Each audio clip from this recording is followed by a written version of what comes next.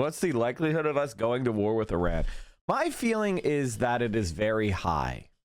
And the reason why I say that is because the Israelis are not capable of defeating their enemies. You have to understand the thing about Israel is that it's pretty much a tiny colony. And when we say that the population of Israel is 9.75 million, 57 million, remember that's like 2 to 3 million Arab Israelis. And so, you know, you're talking about probably 6 million Jews, and then half of them are men. And then, you know, what the range of their ability to actually fight a country, the countries that they have arrayed against themselves, is just not possible. Right? And that's why Israel requires the United States to set up puppet governments in Saudi Arabia and Egypt and Iran. And, that's why they did that. You know, like the United States of America, and when the Iranian Revolution happened, right? Iran went from being one of the most pro-American states to one of the least pro-American states. And the thing is, the Iranian government is not left-wing, right? It is a reactionary, nationalist, conservative, Islamist theocracy. But it is in opposition to the United States. Being opposed to the United States isn't just the realm of left-wingers. On the contrary. And this is something that, by the way, the population line just going up for Palestine is, let's not pretend that's true. So should the aid to Egypt be lumped into Israel's bill? I mean, it's not quite that simple, because there is the Suez Canal, which is a key strategic linkage between Asia and Europe, right? So, and the Pacific. So Egypt would be of interest to the United States and to Europe, even without Israel. If Israel was wiped off the map, there would still be a strong strategic interest in Egypt because of the canals. One of the things you need to understand is a lot of leftists just do not understand geostrategic thought. And I think it's one of the big reasons why you have so many anarchists in the American left, because it is a convenient way for the FBI and CIA to ensure that the American left is ignorant like a babe. And there's this kind of, like, I would say, infantile desire to be only concerned with your local community. And that's like a baby shit. It's baby shit. It's a really portrays a lack of understanding of the world as it is, right? Like, your local area is linked up with other local areas, which is linked up with other local areas. And before you know it, the tapestry of linkages stretches over the entire world. So there's no such thing as a locally made X, okay? It's not a thing. So stop thinking like a baby. Why do you think that the empire thinks globally? You should start thinking in the same terms as your opposition. I think a good analogy is a lot of so-called leftists think like on 2 dimensions, right? Their political understanding is on 2 dimensions. It's time for you to get your political dimension in 3 fucking dimensions, in 4 fucking dimensions, or you're going to be surprised.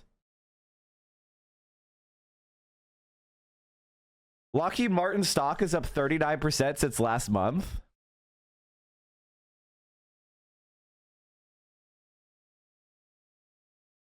It's even up today, which is another down day. Northrop Grumman is up. General Dynamics is up. RTX is up. What's year to date? Year to date, it's kind of flat. Oh, but it was really high last October. Ooh, wow, it fell off. Interesting.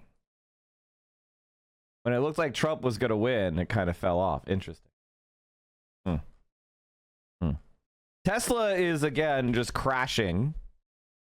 Another 5% down day, down 40% year to date.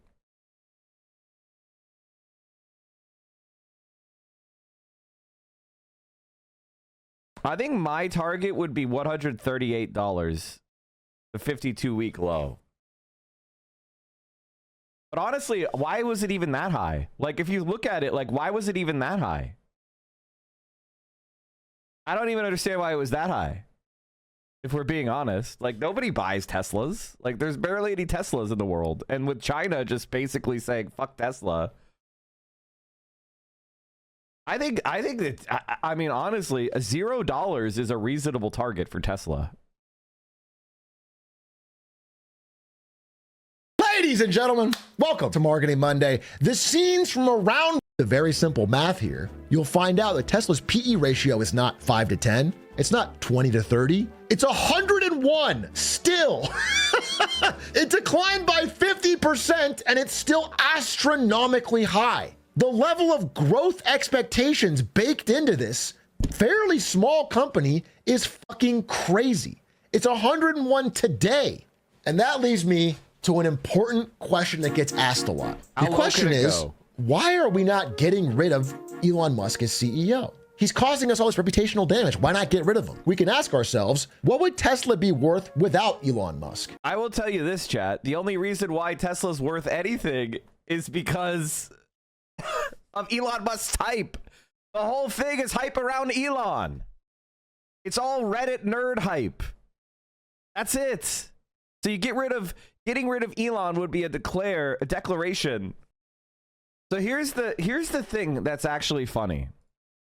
And I'm going to start asking this question right now. Will Donald Trump bankrupt Elon Musk? Because Tesla is just worthless. Stock prices are all based on vibes, not PEO or anything else. It's crazy. Okay. Yes, but no. Yes, you're right, but no, you're not right. Yes, you're correct, but no, you're not. You're wrong. And that's what makes stocks insane.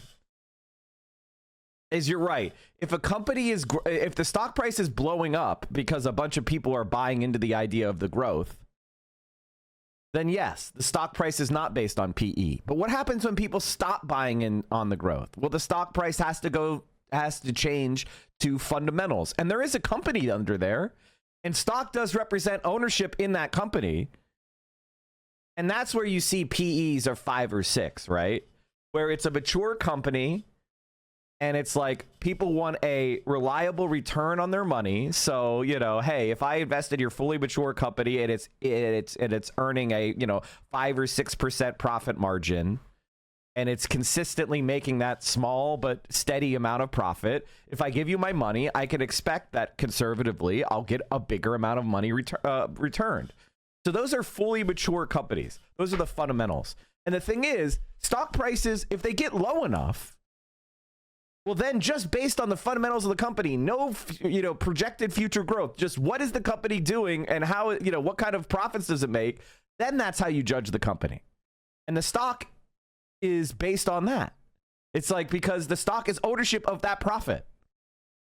So yes and no. What we're talking about is fundamentals versus technicals, or just kind of the difference between like a fully mature company and what we call a growth stock.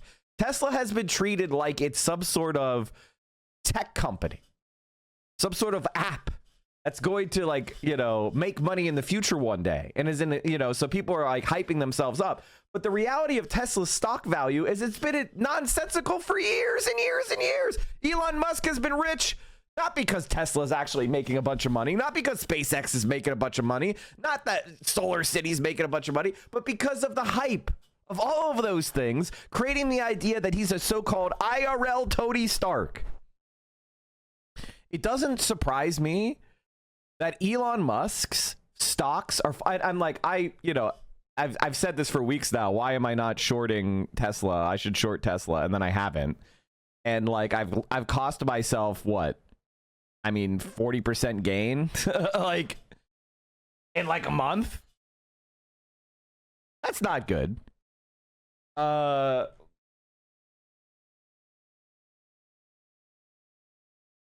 Tesla stock crash on new data from China.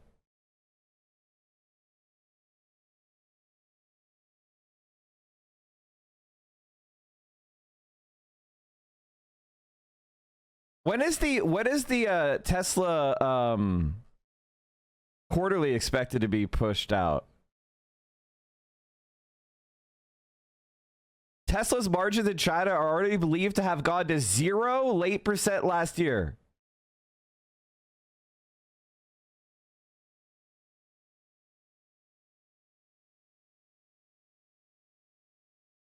When is the oh, I'm missing. Oh, sorry about that. I did typo. Thank you for catching the typo. And I think that Tesla is actually a worthless company. I actually think there's another company in China that just released self-driving similar to what Tesla could do for $0, just as a base option.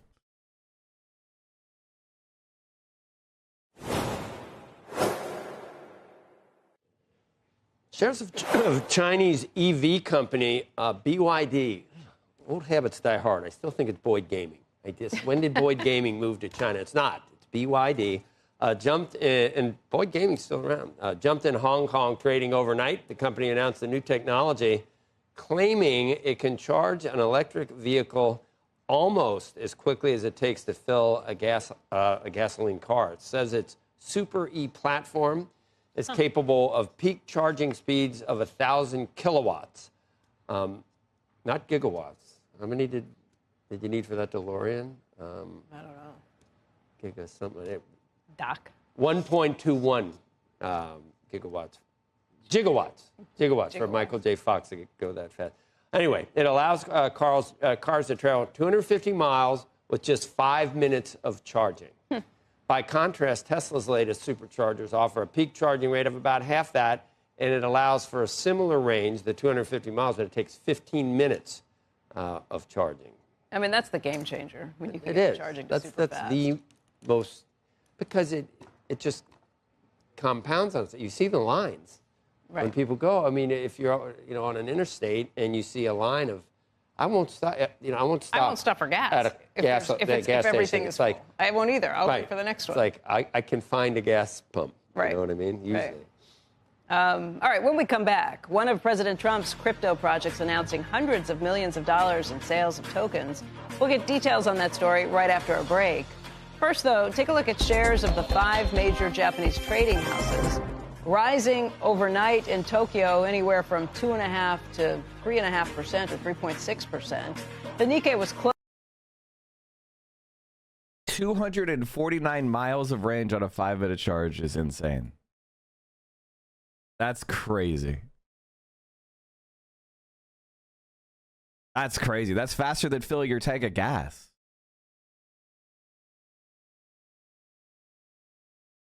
Tesla made electric cars look like less nerdy, like the smart car. The problem is it became a scam. It was always a scam. It was always a scam. The problem is like Teslas were super overpriced, but they were a sports car where there's a ton of margin, so people were able to, justify the cool factor, and they had good performance.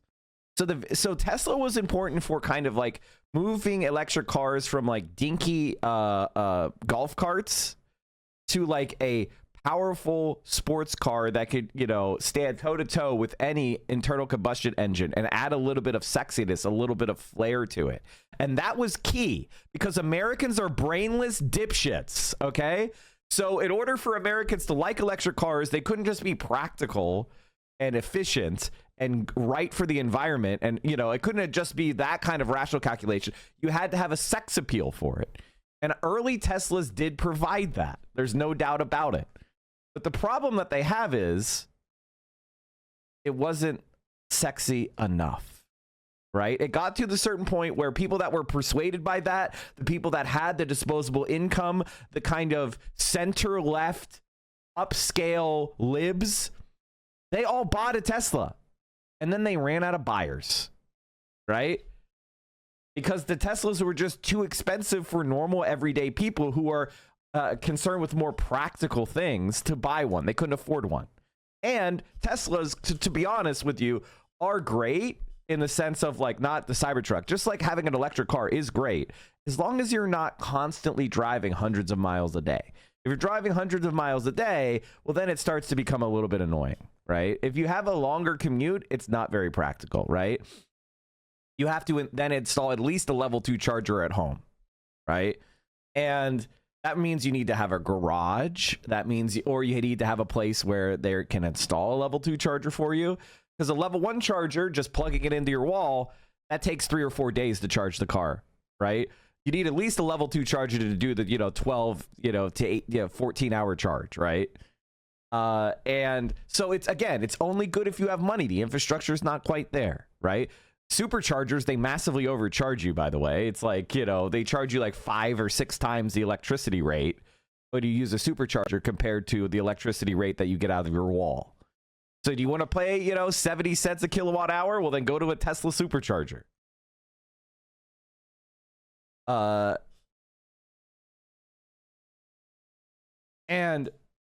But electric cars are still very practical. They are very efficient, but you need to get your electric car to be around 500 to 1,000 mile range on the electric car, right? Once you get to like 500 to 1,000 mile electric range, and once you can charge the battery in 10 to 20 minutes, that's when they actually start to be competitive with regular cars.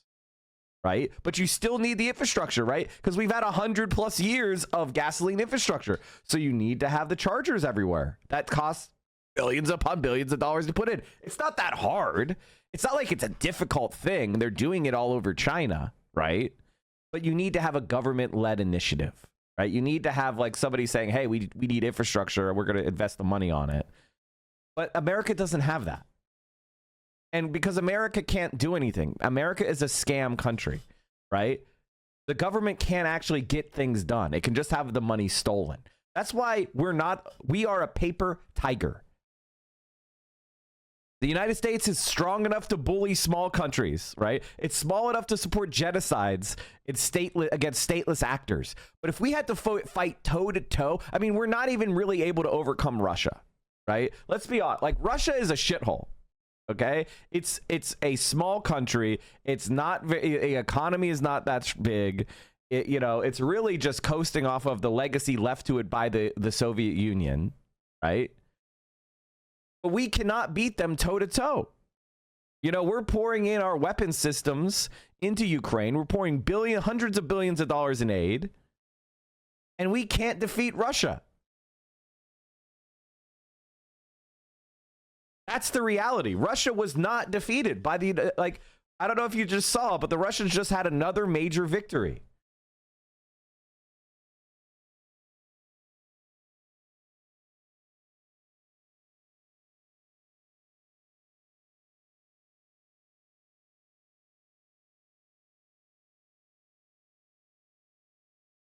Months after Ukraine's unexpected cross-border move, hundreds of civilians are being relocated from areas retaken by Russia in Kursk. The Defense Ministry reports moving 395 people to safety in other parts of the border region. They were trapped when Ukraine launched its incursion last year. In recent weeks, I wanted to say this. Elon, just to close out the Elon thing. Elon Musk is fucked. Tesla has lost all of its riz. Nobody wants to be the only type of people who we're going to ignore what Elon's doing are outright Trump supporters, and they don't like electric cars. They think electric cars are gay. So Elon Musk has successfully maneuvered himself into a position where no one's going to buy his shit. That's why he had to have Trump advertising Teslas. Because why?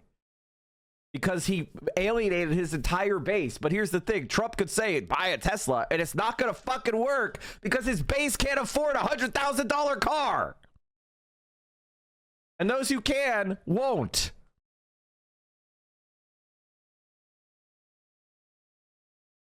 And so I consider Tesla to be already worth nothing. They can't compete in China, which is the only place that might ignore all the stuff that he's doing, right? They can't compete against BYD and the other Chinese electric vehicles on value, on quality, on price. So they're fucked. They are absolutely fucked. Tesla is worth nothing.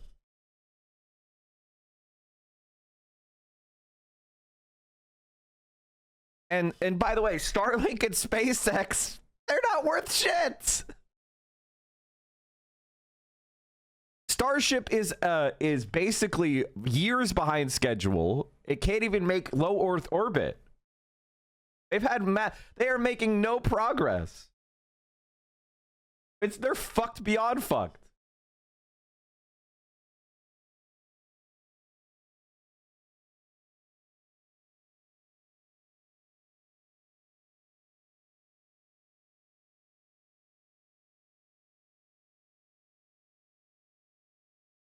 And right now what's happening is the United States of America cannot defeat the Houthis. The United States of America cannot defeat the Houthis. And so what is happening now? We're escalating to, oh, we're going to attack Iran. Does that sound like a smart fucking move? And why are we doing this? Israel. Israel, Israel, Israel. Say it again. The United States of America is fighting wars in the Middle East for Israel.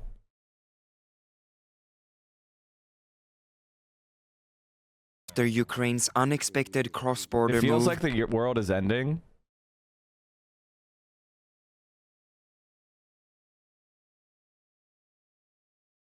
The world is not ending.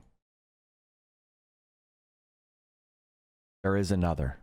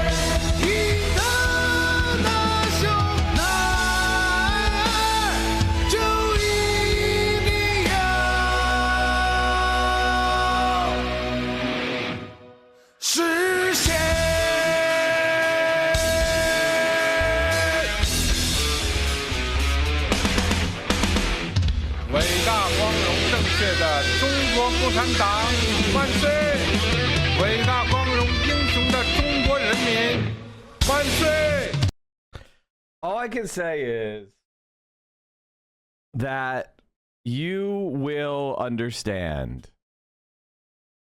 The United States of America has been the boot on the neck of humanity since 1945. Let's be honest. All right. Let's be honest for a second. I wish this weren't true. You know, I love Americans. I love this country. I really do. But the government that we have since the end of World War II has been a bane. It took up the imperialist mantle of France and the UK, and it united it under one banner, ours. And we went around the world and we betrayed every single liberatory group, whether they were socialist or just liberal. We stabbed them all in the back in favor of empire. That's the reality. Okay? And I don't know what else to say. And if you think we can fight a Cold War with China as it is today, this isn't China in 1946, ravaged by 20 years of war and civil war. This is a country that can build more ships than us, can make more concrete than us, that makes all the solar panels, all the batteries, all the engines. We cannot compete. Like us attacking China would be like Japan attacking the United States at Pearl Harbor, a futile gesture of desperation. The only concern we have here in the West is that the Chinese are going to say, fuck them. Let them all fuck themselves up.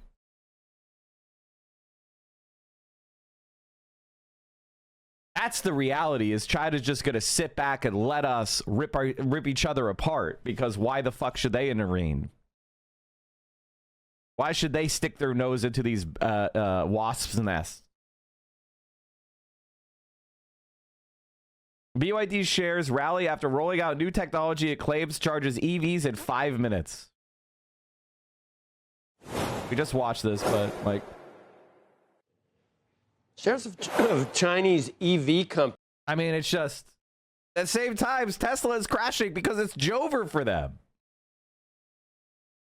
And I hate this. I hate this shit. You know, like I am...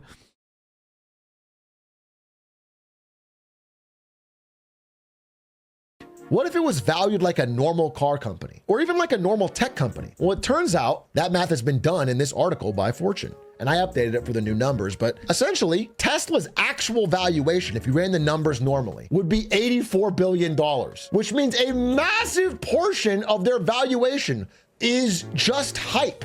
It's just Elon Musk's ability to promise and promise and promise and promise and promise the future. Which means it's very hard for them to actually get rid of him, even though Tesla sales are down and they have to keep cutting prices and they're in a price war they can't win, even though they're trying to unload inventory and it's bad news for investors, even though their profit per vehicle continues to tank. The car company is still worth $722 billion. If it was valued normally, it would probably be closer to 84. Even Tesla employees say he's like a pigeon CEO. He comes in, shits all over us, and goes. But they can't get rid of him. Every dot on this chart is a tweet. You'll notice in 2022, when he bought Twitter, it gets blood red. Even though he spends the vast majority of his day tweeting, they can't get rid of him. Because if they get rid of him, they're going to lose this much valuation from the company. I mean, they're going to lose that. They're going to lose. I mean, honestly, thank you, Atrioc. You have convinced me. You have convinced me. Everybody, Atrioc is telling us to short Tesla. Everybody, we got financial advice from Atrioc to short Tesla. That's what I hear. That's what I'm hearing. I'm hearing Atrioc is responsible as our financial advisor, and he's advising all of us to short Tesla. And he would know. Okay? He would know. He knows a lot about AI, guys. Atrioc knows a lot about AI and computers and stuff. So, he's saying short Tesla.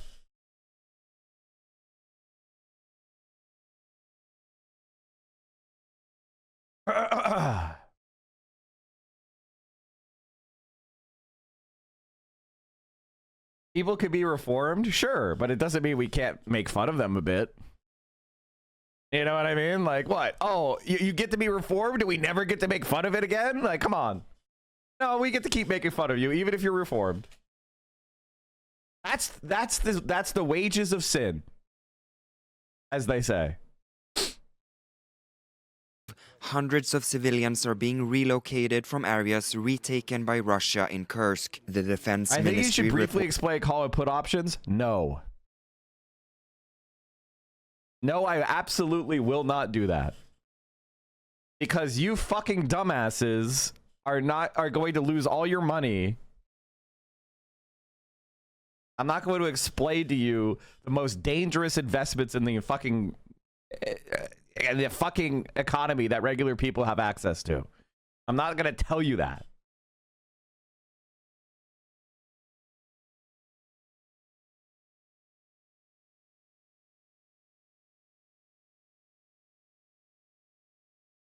Isn't there 40% youth unemployment in China? That's including 16-year-olds, bro. They're in school. You are right that China is like, we're so productive and we have so much education. How do we give people good quality jobs that they're, you know, because we just have such a bumper crop of productivity and education. That's the problem that China has is we're building too many high quality apartments. Oh, we have too many people being educated with advanced degrees. That's their problem. Okay. What's your problem? Is that your problem?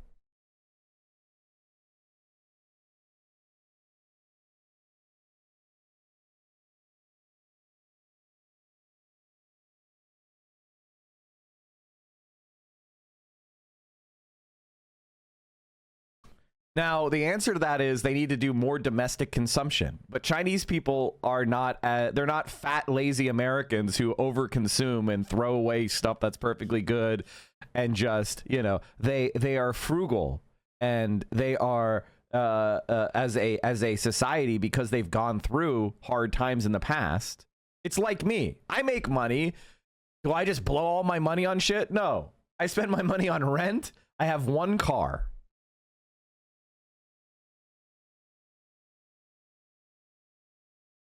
And if it wasn't for VO, I don't think I'd ever spend money outside of like the bare minimum to live. Like legitimately, I would probably get myself like a 1-bedroom and have a car. That's it. Maybe a 2-bedroom, you know, to have a studio in my bedroom. And I bought this crazy shirt. VO made me buy it, and it was at an outlet for like, God knows, probably like $20. This is what I'm talking about.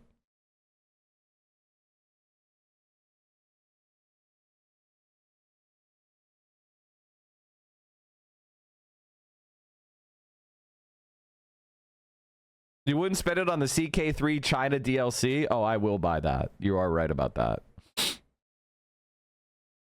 You would still take care of yourself. Well, yeah, I would clean up.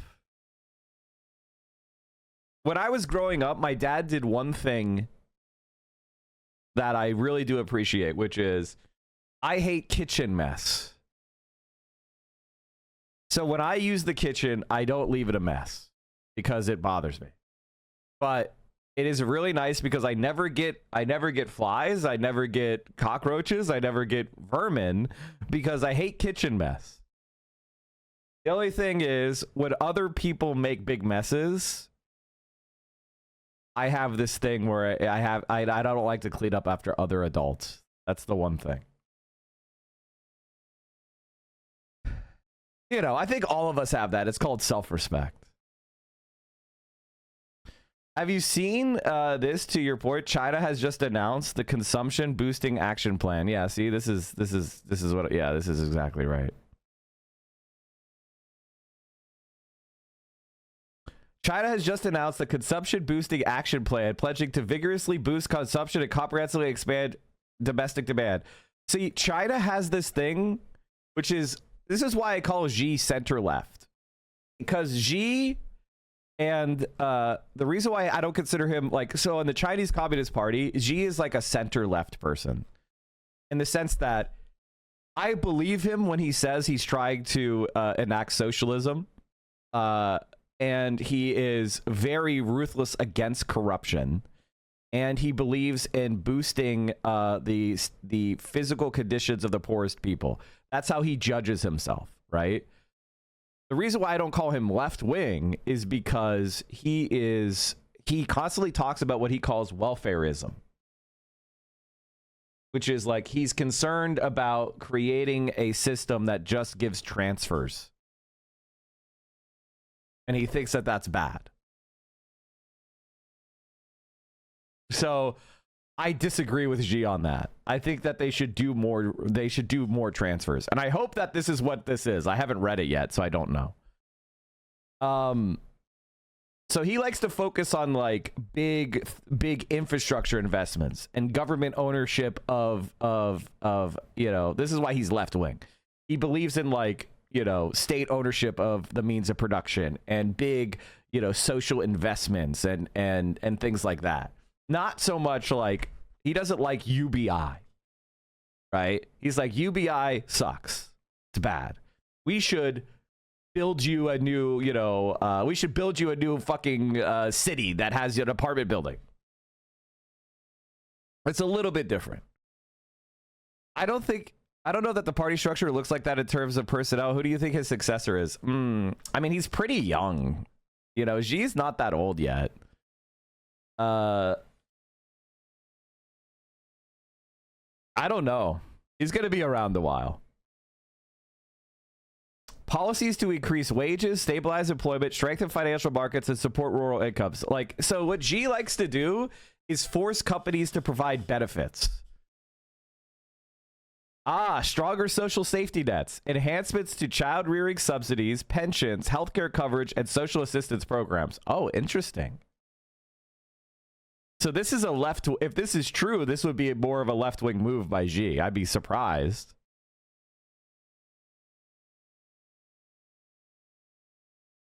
Xi is 71, but he's also Asian, so he's got at least 20 more years left.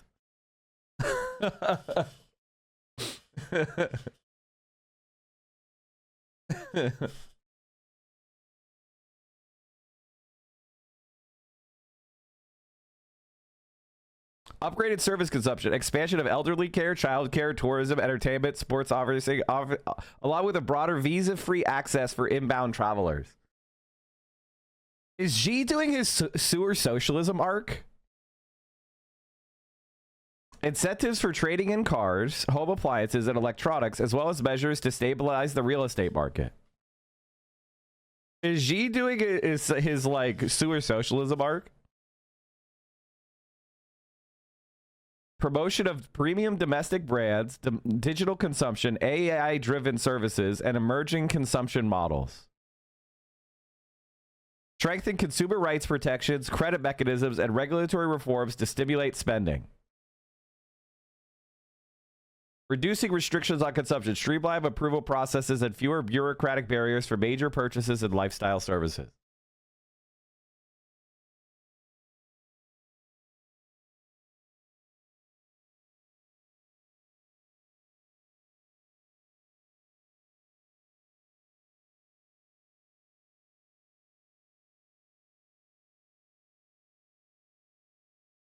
Increase central budgetary investments to support projects in education, healthcare, skills training, elderly and childcare services, as well as cultural, tourism, and sports sectors, addressing gaps in public services.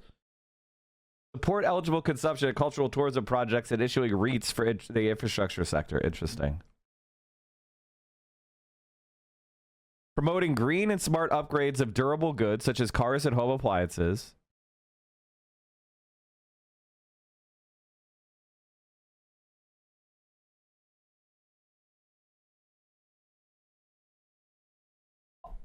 Yeah.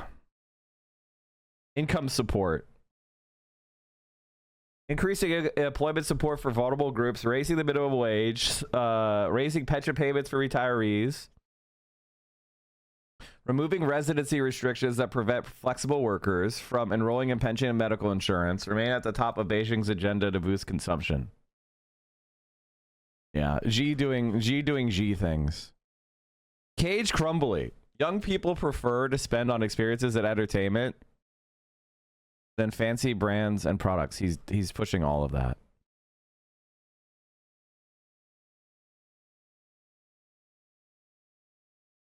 Centrist Democrats are having their moment.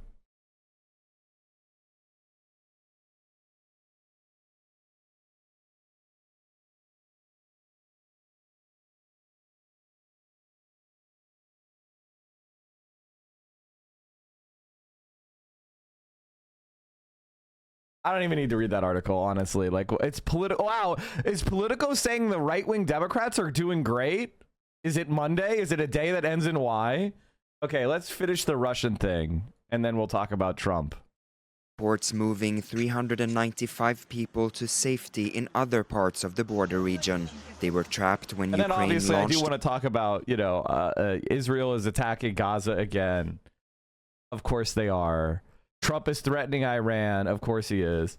I think Iran is going to develop a nuclear weapon soon. Like, if I had to make a Mike from PA certified prediction, I think Iran is going to announce a nuclear weapons test soon. Like, it's gonna be picked up on like the seismographs or whatever. If I had to guess. Because if I were Iran, I would have, as soon as the genocide of Gaza started, I would have like started to build a nuke. Like that's honestly, like once you see the genocide happening and then it not being stopped, if you're Iran, you have to immediately build a nuke. Hopefully Russia or China just gives them one. They will never do that. The only country that's ever been given a nuke was Israel.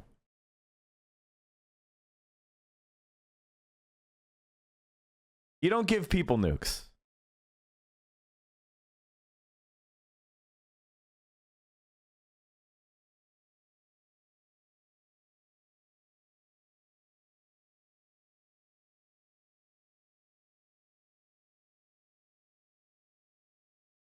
Not true. We got one from you guys, Holland. Yeah, I mean, you guys really aren't really a country, though. Like, if we store them in your country, but they're under our control, that we didn't give Pakistan a nuke. We didn't give them the nuke that they could fire when they wanted. They developed their own. Its incursion last year. In recent weeks, a Russian offensive has dramatically reduced the Ukrainian-held territory in the region, days after Moscow claimed the capture of the logistics hub in the town of Sudzha. Ukraine's general staff confirmed the withdrawal of Ukrainian troops from the area on Sunday. Vladimir Putin earlier this week claimed his forces had encircled Ukrainian troops in the region. This claim has been firmly denied by Ukraine. Putin is lying to everyone about the situation on the ground, especially about what's happening in the Kursk region, where our Ukrainian forces continue their operations. Independent analysts are also questioning Putin's statements. The US-based Institute for the Study of War said Saturday there is no evidence of an encirclement at this point. They suggested Putin may be trying to shift focus away from ongoing discussions over the US-backed ceasefire proposal, a proposal Russia remains hesitant about. A temporary ceasefire gives us nothing. It only gives the Ukrainians an opportunity to regroup, to gain strength and to continue the same thing. On Sunday, Putin's top aide hinted at a possible meeting between Putin and President Donald Trump in the coming days, though no specific details were given.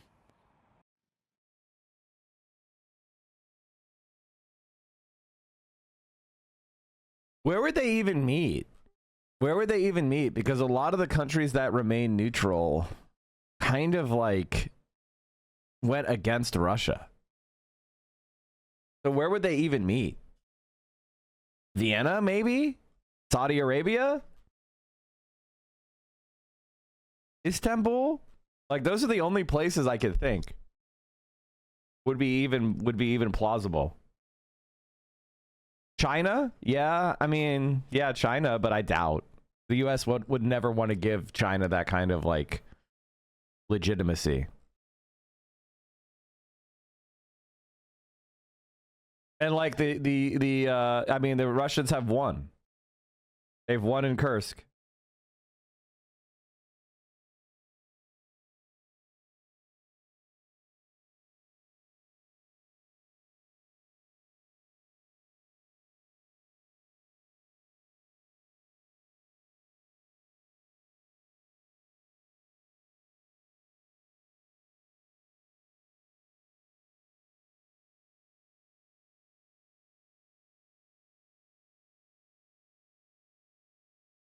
Ukrainian forces are withdrawing from Kursk, a slice of Russian territory that they had occupied. I think the Wall Street Journal is a really interesting. Oh, did I make sure yeah, I gave you guys. By the way, if you want to make sure that you don't miss a stream when it starts, I would recommend you join my Discord. And because I put an announcement every morning when I go live in there. Because sometimes like alerts break, you know, in Twitch. I would highly suggest you do that. Occupied since last year. Ukraine had seized parts of the western Russian region in a surprise incursion and had hoped it would give them leverage in any peace talks. Taking back Kursk has been a key aim for Russian President Vladimir Putin since the Ukrainians launched the operation in August last year. It was embarrassing for him. He was the first Kremlin leader since Stalin to face a large-scale military operation inside his own territory. So this was really important for him to try to push the Ukrainian forces out.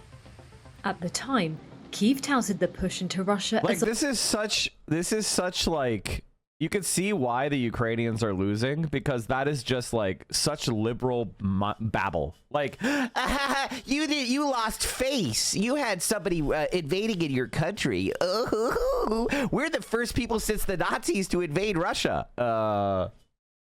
What? Did you accomplish anything? Did you actually, like, was there any strategic calculation? No, it's just so we look good to Europeans and Americans. Incredible. as a way to boost Ukraine's negotiating position in case of peace talks. Yeah, that didn't help. Russia threw vast resources into trying to retake Kursk, with analysts estimating that 70,000 soldiers were involved. Despite being a relatively small operation, experts describe it as significant, with both sides suffering losses. Moscow also deployed some of its... This is, honest to God, this is what propaganda sounds like. Sure, it was small, but experts say it was significant, with both sides suffering losses. Okay, this is war. All right, in war, you either accomplish objectives or you fail. What objectives did Ukraine accomplish? The answer is nothing, but dying and wasting resources. But American audiences are so brain dead that they think this makes sense. This is baby shit. Like, legitimately.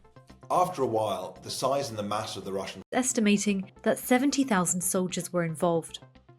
Despite being a relatively small operation, experts describe it as significant, with both sides suffering losses. Moscow also deployed some of its best units to the region, as well as more than 10,000 North Korean troops. After a while, the size and the mass of the Russian forces began to have an effect. They squeezed the Ukrainians, the area of territory they were holding on to. They wore them down, they ground them down. Eventually, what they managed to do was, quite quickly over the past couple of weeks, they moved to cut off the supply lines to the last troops, which were holding on to the town of Sudzha and other villages around there. And with the supply lines cut off, the Ukrainians were really left with little choice but to retreat. Ukraine's loss of its foothold in Kursk marks a significant defeat for Kyiv. Before Ukraine started this offensive, partners and Ukrainians wondered whether the Ukrainian military really had the capacity in terms of men and equipment, but also the vigour to mount an offensive operation. And certainly something as unorthodox as an invasion of Russia, the likes of which had not been attempted since World War II. So again, that comes down to morale and to be able to show we're still capable of doing these kinds of operations.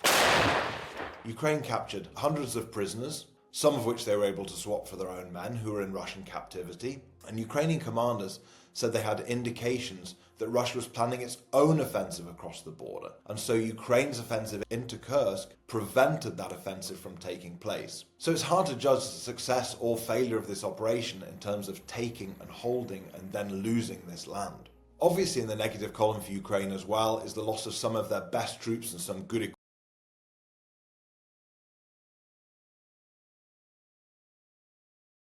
Okay, you do it objectives with your best troops. You do it offensive with your best troops and best equipment, and they get destroyed.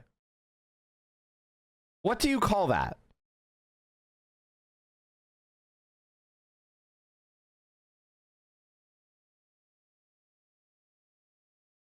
You call that a defeat.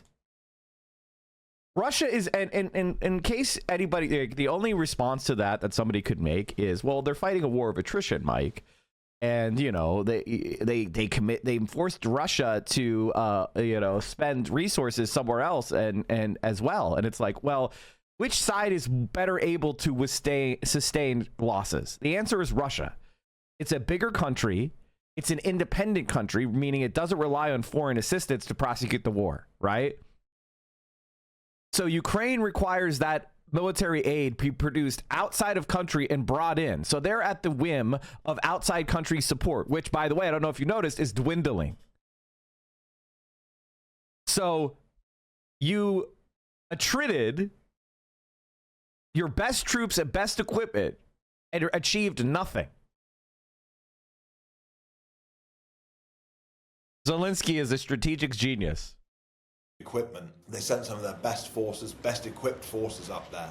Some air assault units. They were among the elite forces of the Ukrainian army. They suffered losses up there, and they were therefore unable to put these guys into the fight elsewhere on the front line. Its rapid retreat from the region followed a pause in US military aid and intelligence sharing with Ukraine, which came as a result of an Oval Office confrontation between President Trump and Ukrainian President Volodymyr Zelensky. Your country is in big trouble. I know. Politically speaking, the withdrawal feeds into Washington's narrative of Ukraine potentially negotiating from a position of weakness. One of the reasons why the Ukrainians launched this operation back in August was to show Western partners that they were still in the fight. That is the worst reason I've ever heard. If I was a general and I had a president and he's like, listen, this is what we're going to do, a pointless offensive to show on media that we're still in the fight, I think I might kill him myself. Like, legitimately, that is young men being sent to their deaths so you can be on TV? That is absolutely ridiculous. That is absurd. That is insane. That's an evil order.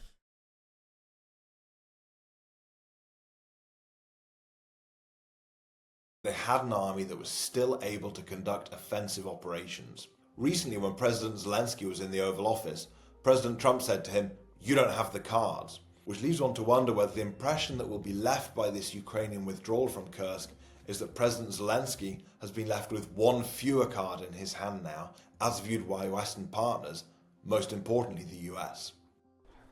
Some analysts say the pause immediately reduced Ukraine's ability to carry out long-range strikes. In addition, critics of the operation say the incursion had drained resources and manpower from strained parts of the front line.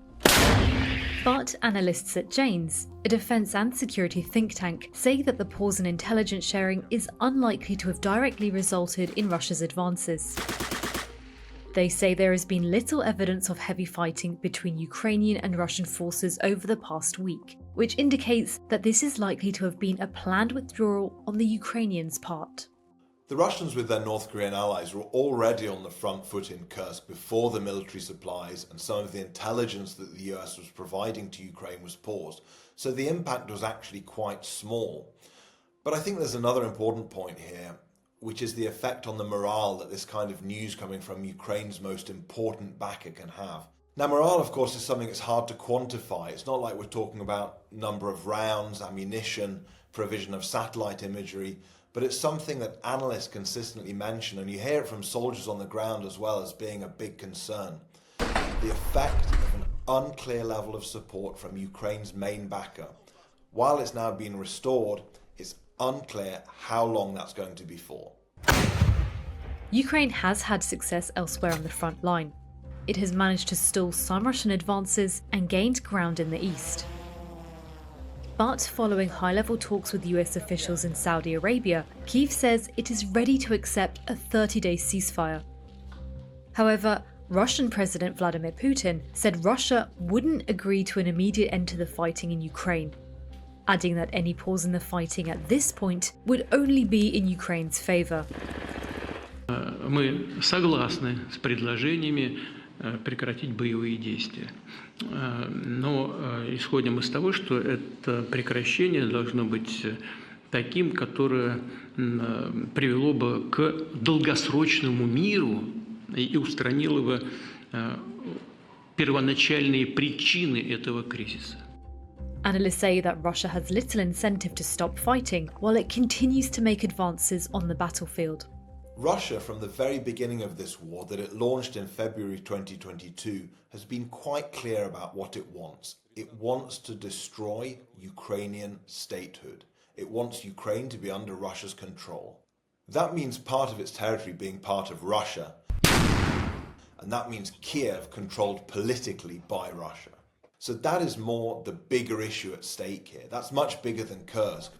Obviously, it's a blow for Ukraine not to have that as something to bargain with and say they've got that in their hand, it's worth something, but they don't have it anymore. But the military art isn't always about taking and holding land. It can be about different things. It can be about showing allies and showing Ukrainians that you're still in the fight.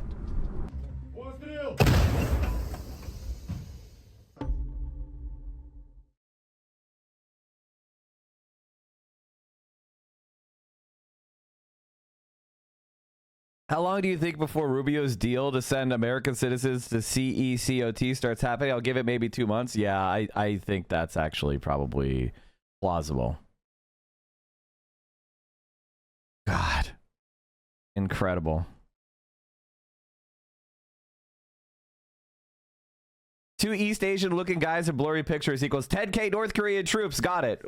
I mean, do they have actually any of these soldiers captured that were like, can you show where they live? Like, come on. I saw some, like, it's just. In August last year, Ukraine shocked the world when its troops stormed across the border and captured territory inside Russia itself for the first time since the full-scale invasion began. But almost as quickly as the land was initially conquered, it's now almost been completely lost to a Russian counteroffensive. Maps by the Institute of the Study of War, based on data collected from social media, shows in blue how the Ukrainian-controlled salient has shrunk rapidly over the past week or so. The Russian advance coincided with President Donald Trump's suspension of US military intelligence sharing with Ukraine. And although we don't know how decisive that was, a source in the Zelensky government has told Time magazine that operations in Kursk were badly affected by the loss of US intelligence. The Telegraph has analysed these videos which show how the Russian troops advanced. This video, posted on March the 9th, shows Russian troops in the village of Malaya Lokhnya, waving flags on top of what appears to be a communications tower. They also made incursions from the other side of the Ukrainian-held salient. By March 11th, videos posted by Russian military bloggers showed troops in the village of Zamostye. The distinctive church with a blue tower is a key identifier. Here they can be seen nearby in Makhnovka. The building next to the playground in this video is identifiable as the village kindergarten. The next day, videos emerged showing Russian soldiers taking the key town of Sudzha, which had been the heart of the Ukrainian salient. They can be seen here in a square in the center of town. This came as Vladimir Putin himself made a surprise visit to Kursk region and a rare appearance in military uniform, just in time to associate himself with the army's success. Ukraine's Kursk operation was meant to create a bargaining chip for Ukraine to trade with Russia in peace negotiations. In that objective, it has now failed. So the Russians have won a victory. But at what cost? While Russia made progress in Kursk, the Ukrainians have suddenly started taking ground in Donbass. Over the past week, counterattacks near Pokrovsk and Toretsk have thrown the Russians back from hard-won villages. And in 7 months of fighting, Ukrainians in Kursk pinned down considerable Russian and North Korean forces, killing thousands of enemy soldiers. They demonstrated they could take the war to Russia and, for a time, redefined the terms of the conflict. The Ukraine war has to end. So as Donald Trump tries to force a ceasefire through diplomacy, the most powerful negotiating tool remains on the battlefield.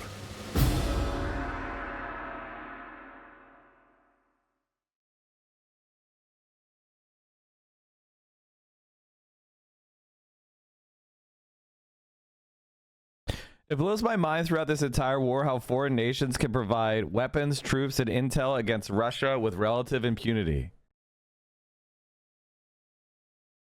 I mean, they're not doing it with impunity. Like, they're doing it because they have the strength in order to prevent Russian reprisal, right? Like that's they're not doing it with impunity. They're getting reprised against. It's just that Russia doesn't have the strength to do anything that, and they did, by the way, they did suffer, right? Russia cut off Germany from gas, and what happened to Germany? Like you're saying they didn't get away with it, right? Okay, I shouldn't say that. When Germany and the Western world attacked Russia in response to Russia attacking Ukraine, they suffered.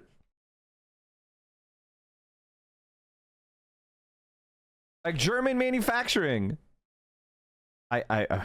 is crashing.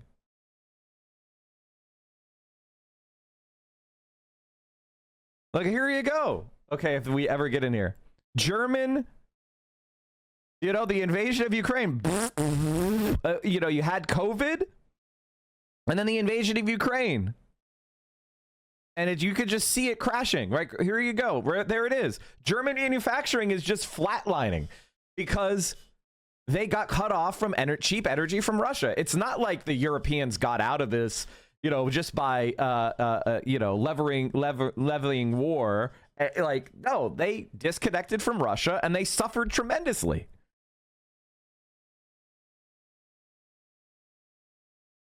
But, you know, Russia isn't going to attack Germany because they're not suicidal.